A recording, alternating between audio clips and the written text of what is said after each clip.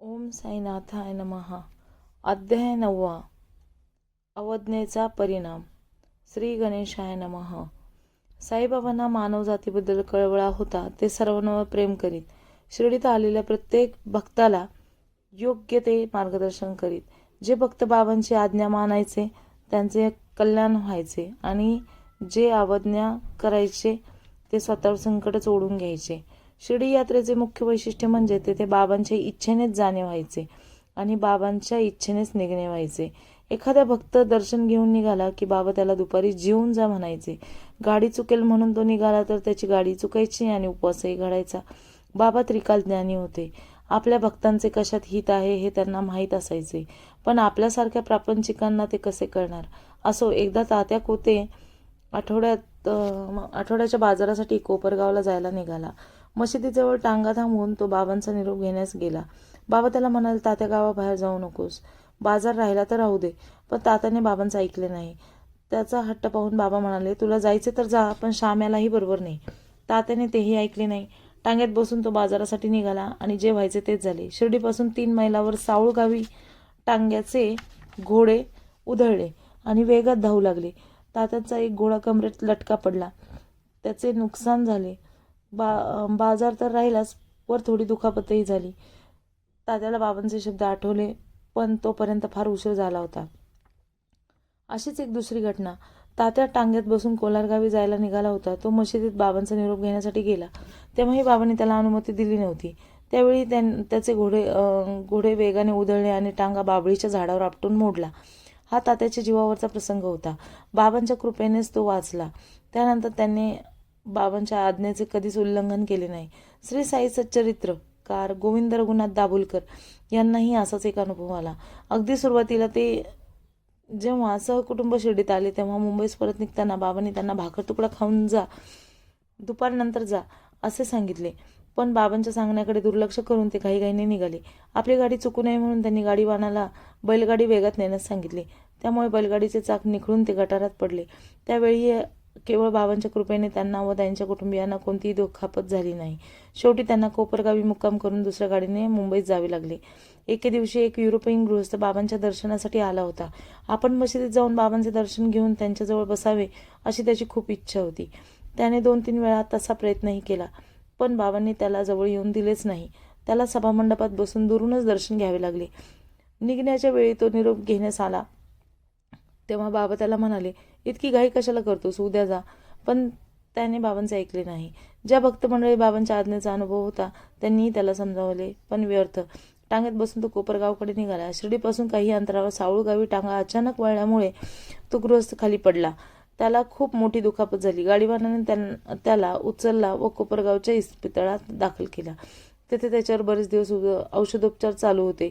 अशा प्रकारे लोकांना श्री साईंच्या वचनाचे अनुभव येऊ लागले. ते त्यांच्या आज्ञेचे पालन करू लागले. त्यामुळे जे कोणी बाबांच्या इच्छेने निघायचे त्यांना अवेळीही गाडी मिळायची आणि परतीचा प्रवासही सुखाचा व्हायचा. एकदा मुंबईचे रघुवीर भास्कर पुरंदरे आपल्या परिवारासह बाबांच्या दर्शनासाठी गेले होते. निघताना त्यांच्या आईच्या सांगण्यानुसार त्यांनी बाबांकडे नाशिकला जाण्याची परवानगी मागितली.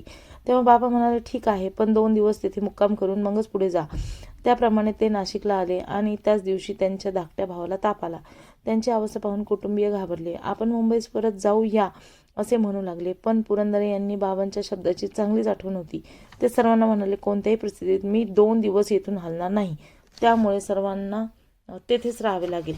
दुसऱ्या दिवशी ताप आपोआप उतरला आणि तिसऱ्या दिवशी सर्व मंडळी मुंबईत सुखरूप परतली.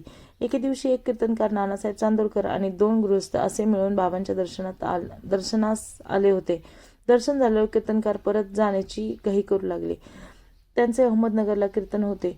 त्यांची घाई पाहून चांदोरकरांनी बाबांजवळ जाण्याची आज्ञा मागितली. बाबांनी त्यांना जेवून जा असे सांगितले. नानासाहेबांनी बाबांचा निरोप कीर्तनकारांना सांगितला, पण त्यांनी ऐकले नाही. बरोबर आलेल्या एका गृहस्थाला घेऊन त्यांनी बारी स्टेशन गाठले.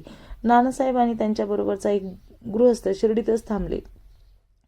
दुपारचे जेवण झाल्यावर त्यांनी बाबांचा निरोप घेतला. बाबा म्हणाले, सावकाश जा, गाडीला अजून अवकाश आहे. ते दोघे स्टेशनवर आले आणि पाहतात तर काय, गाडीला यायला अजून अवकाश होता. तेथे कीर्तनकार आणि त्यांच्याबरोबर असलेले गृहस्थ गाडीची वाट पाहत तिष्ठत बसले होते. नानासाहेबांना पाहून कीर्तनकार म्हणाले, तुम्ही बाबांचे ऐकलेत तर फार बरे झाले असते. आम्ही ऐकले नाही म्हणून आमच्या गाडीची वाट पाहत उपाशी बसण्याची वेळ आली. थोड्या वेळाने गाडी आली. सर्वजण अहमदनगरला गेले. एकदा तात्यासाहेब नुलकर व भाऊसाहेब दीक्षित हे आपल्या परिवारासह बाबांच्या दर्शनासाठी आले होते. ते बाबांचा निरोप घेण्यासाठी आले तेव्हा बाबा म्हणाले, उद्या सकाळी जा व कोपरगावहून जेवून जा. त्याचप्रमाणे त्यांनी कोपरगावच्या खानावळीत दुसऱ्या दिवशी जेवण तयार ठेवण्याचा निरोप पाठवला. दुसऱ्या दिवशी ते दोघे परिवारासह कोपरगावास पोहोचले तेव्हा त्यांचे जेवण तयार नव्हते. गाडी चुकू नये म्हणून ते न जेवता स्टेशनला गेले. तेथे गाडी 1.5-2 तास उशिराने येईल असे कळले म्हणून त्यांनी टांगा पाठवून कोपरगावच्या खानावळीतून जेवण मागवले. सर्व मंडळी स्टेशनवरच जेवले. जेवणानंतर थोड्याच वेळात गाडी आली आणि सर्व मंडळी आपल्या आपल्या घरी परतली. मुंबईत वांद्रे येथे रामचंद्र आत्माराम तरखड नावाचे एक गृहस्थ राहत होते. सर्व लोक त्यांना बाबासाहेब म्हणत. बाबासाहेब व त्यांचे कुटुंब साई भक्त होते. बाबासाहेबांचा मुलगा नित्यनेमाने साईंच्या तसबिरीची पूजा करायचा. त्यांना नैवेद्य दाखवल्याशिवाय तो कधीही अन्नोदक घेत नसे.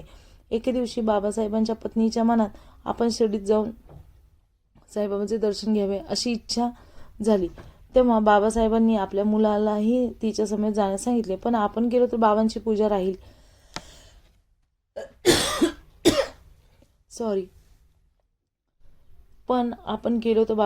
राहील म्हणून तो आईसमोर जाण्यास तयार नव्हता. बाबासाहेबांना त्यांच्या न जाण्याचे कारण कळले. तेव्हा ते म्हणाले, तू निश्चित मनाने जा. बाबांच्या पूजा नैवेद्याचे काम मी स्वतः करीन. तेव्हा तो आई समवेत जाण्यास तयार झाला. पत्नी व मुलगा शिर्डीस गेल्यावर बाबासाहेब मुलाला सांगितल्याप्रमाणे साईबाबांची पूजा नैवेद्य आदी सेवा मनपूर्वक करू लागले. एके दिवशी मात्र त्यांच्याकडून बाबांना नैवेद्य दाखवायचे राहून गेले. दुपारी जेवत असताना ही गोष्ट त्यांच्या लक्षात आली. ते तसेच उठले. झालेल्या चुकीबद्दल त्यांनी बाबांची क्षमा मागितली आणि मुलाला तशा आशयाचे एक पत्र पाठवले. इकडे शिर्डीत त्याच दिवशी बाबासाहेबांचा मुलगा व पत्नी बाबांच्या दर्शनासाठी गेली असता बाबा म्हणाले, मी नेहमीप्रमाणे वांद्र्याला गेलो होतो, पण न जेवता उपाशीच परत आलो. ते ऐकताच बाबासाहेबांच्या मुलांना आज आपले वडील व नैवेद्य दाखवायचे विसरले आहेत हे ओळखले आणि बाबांना नैवेद्य आणण्यासाठी उठला. बाबांनी त्याला जाऊ न देता तेथेच त्यांच्याजवळ कडून पूजा करून घेतली. मुलाने बाबासाहेबांना शिर्डीतील वृत्तांत पत्राने कळवला. पत्र वाचून बाबांना आपल्यामुळे उपाशी परतावे लागले या विचाराने त्यांच्या डोळ्यात अश्रू ओघळू लागले. 2-4 दिवसांनी मुलाला ही वडिलांचे पत्र मिळाले. तेव्हा नैवेद्य न दाखवल्यामुळे वडिलांना फार वाईट वाटलेले पाहून त्यांना अश्रू अनावर झाले. भूतदया हीच ईश्वर सेवा. शिर्डीत असताना एके दिवशी बाबासाहेबांची पत्नी सौ तरखड भोजनास बसल्या होत्या. तेवढ्या दारावर एक कुत्रे आले. त्याला भूक लागली असेल म्हणून त्यांनी आपल्याच पाण्यातील भाकरी कुत्र्यास खाऊ घातली. त्याच वेळी चिखलात माखलेले एक डुक्करही तेथे आले. त्यांनी त्याला भाकरी खाऊ घातली. ही घटना अगदी अचानक आणि सहज घडली होती. ती सौ तरखडकरांच्या लक्षातही राहिली नाही. दुपारच्या भोजनानंतर सौ तरखड मशिदीत आल्या असता बाबा त्यांना म्हणाले, आई आज मला खूप भूक लागली म्हणून मी तुझ्यापाशी आलो असता तू मला पोटभर खाऊ घातलेस, त्यामुळे मी तृप्त झालो. यापुढे तू असेच आचरण ठेव, तेच कामी येईल. भुकेलेल्यांना आधी खाऊ घालावे मग स्वतः खावे. बाबा असे बोलत होते पण त्यांच्या बोलण्याचा अर्थ सौ तरखडकरांच्या लक्षात आला नाही. त्या म्हणाल्या, बाबा मी स्वतःच पैसे देऊन बाहेरून जेवण मागवते. मी तुम्हाला पोट भरून खाऊ घातल्याचे आठवत नाही. तेव्हा बाबा म्हणाले, आई आज दुपारी ज्या कुत्र्याला आणि डुकराला तू खाऊ घातलेस तो मीच होतो. जो सर्वांमध्ये मला पाहतो तो मला अतिप्रिय असतो.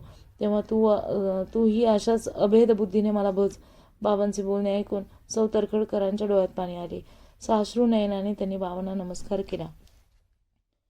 वांग्याचे भरीत आणि काचऱ्या. वांद्र्याला जात बाबांचे आणखी एक भक्त राहत होते. त्यांचे नाव रघुवीर भास्कर पुरंदरे. एके दिवशी ते शिर्डीत यायला निघाले तेव्हा सौ तरखडकरांनी सौ पुरंदरे यांनी 2 वांगी दिली व म्हणाल्या, बाबांना वांग्याचं भरीत व वांग्याच्या कचऱ्या खूप आवडतात. शिर्डीत गेल्यावर बाबांना हे पदार्थ तयार करून खायला द्या. पुरंदरे शिर्डीत आले. ते परिवारासह बाबांच्या दर्शनास गेले. मशिदीत मध्यान्हाची आरती झाली. अन्य भक्तांच्या नैवेद्यासोबत सौ पुरंदऱ्यांनी आपले नैवेद्याचे पान तेथे ठेवले. मग त्यात बिराडी परतल्या. श्री बाबांनी प्रत्येक नैवेद्यात थोडे थोडे अन्न ग्रहण केले. तेव्हा भरिताची चव जागताना त्यांना वांग्याच्या कचऱ्याची आठवण आली. ते जेवायचे थांबले. ते पाहून भक्तांना आता हंगाम नसतानाही वांगी कुठून आणायची असा प्रश्न पडला. म्हणून ज्यांनी भरीत आणले त्यांच्यापाशीच वांगी असतील असा विचार करून भक्तमंडळी पुरंदऱ्यापाशी आली व सर्व घटना सांगितली. तेव्हा सौ पुरंदरे म्हणाले, मी फक्त वांग्याचं भरीत केले, वांग्याच्या कचऱ्यानंतर नेण्याचे ठरवले होते. ही माझी मोठी चूक झाली. त्यांनी बाबांची क्षमा मागितली आणि तळून आणलेल्या वांग्याच्या कचऱ्या त्यांना वाढल्या. बाबांनी काचऱ्याचा स्वाद घेत भोजन केले. ही गोष्ट जेव्हा इतर भक्त मंडळींना कळली तेव्हा बाबांच्या भक्तवत्सल्याला पाहून सर्वजण आश्चर्य करू लागले. माझ्यासाठी काही आणलेस का? बाळाराम मानकर हे साई भक्त होते. ते वांद्र्यातच राहत होते. त्यांनी देहत्याग केला तेव्हा त्यांचा मुलगा गोविंद याने त्यांचे क्रियाकर्म शिर्डीतच करायचे ठरवले. शिर्डीस यायला निघण्यापूर्वी तो तरखडकरांकडे गेला. सौ तरखडांनी त्यांच्याकडे बाबांना देण्यासाठी एक पेढा दिला. त्याला निघण्याची घाई झाली होती म्हणून त्याने दुसरे काही दिले नाही. गोविंदाने शिर्डीत आल्यावर बाबांचे दर्शन घेतले. बाबा त्याला म्हणाले, तू माझ्यासाठी काही आणले आहेस का? त्यावर तो नाही म्हणाला. बाबा त्यावेळी त्याला काही बोलले नाही. त्यानंतर संध्याकाळी तो पुन्हा बाबांच्या दर्शनासाठी आला. तेव्हाही सौ तरखडांनी दिलेला पेढा द्यायला विसरला. बाबांनी त्याला पुन्हा माझ्यासाठी काही आणलेस का असे विचारले. तेव्हाही तो नाही म्हणाला. ते ऐकून बाबा म्हणाले, किती विसरभोळा आहेस तू. घरून निघताना तुला त्या आईने माझ्यासाठी काहीतरी खाऊ दिला आहे ना, मग नाही असे का म्हणतोस? ते ऐकून गोविंदाला सौ तरखडकरांनी दिलेल्या पेढ्याची आठवण झाली. त्यांनी बाबांची क्षमा मागितली आणि आणलेला पेढा त्यांच्या हाती दिला. अध्याय 9 समाप्त. ओम साईराम.